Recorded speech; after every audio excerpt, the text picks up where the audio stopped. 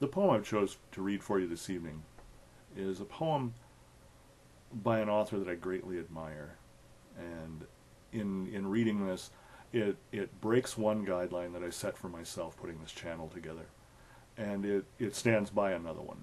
The one that it stands by is that while I intend to read my own poetry on this channel, I also would like to put a few poems up there by poets that mean something to me, that spoke to me, that still do speak to me. People that, not necessarily that influence me, but whose work I just admire and enjoy. I don't plan on reciting the works of anyone who is a living poet, as much as I enjoy people like Billy Collins, like Maggie Estep.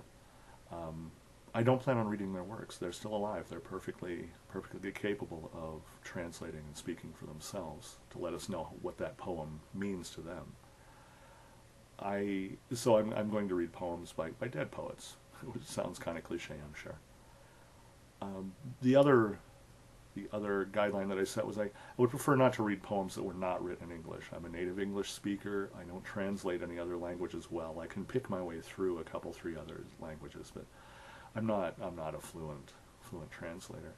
And in this case, the poet was a Bengali, so he was from India. The poem that I'm going to read for you is "Oh You Mad, You Superbly Drunk" by Rabindranath Tagore, who was the first Asian to win the Nobel Prize for Literature. Remarkable man, friend of Gandhi, poet, painter, musician, novelist. He wrote short stories. It's my understanding that he passed away at the age of 80 in the same house that he was born in Calcutta. Just an amazing man. And I don't think I've ever read anything by him that I didn't enjoy or that didn't speak to me on at least some level. And he wrote a great deal, so I'm sure there is so much that I haven't read yet.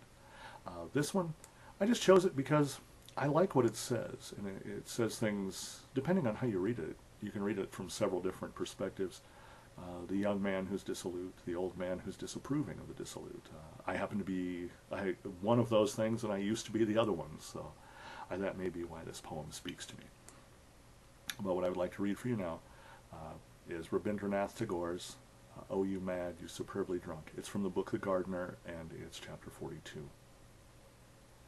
Oh, you mad, you superbly drunk, if you kick open your doors and play the fool in public, if you empty your bag in a night and snap your fingers at prudence, if you walk in curious paths and play with useless things, reck not rhyme or reason, if you break the rudder in two, unfurling your sails before the storm, then I will follow you, comrade, and be drunken, and go to the dogs.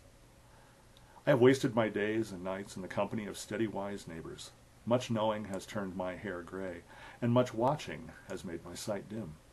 For years I have gathered and heaped all scraps and fragments of things, crush them and dance upon them and scatter them all to the winds, for I know 'tis the height of wisdom to be drunken and to go to the dogs. Let all crooked scruples vanish. Let me hopelessly lose my way. Let a gust of wild giddiness come and sweep me away from my anchors. The world is peopled with worthies and workers useful and clever. There are men who are easily the first, and men who come decently next.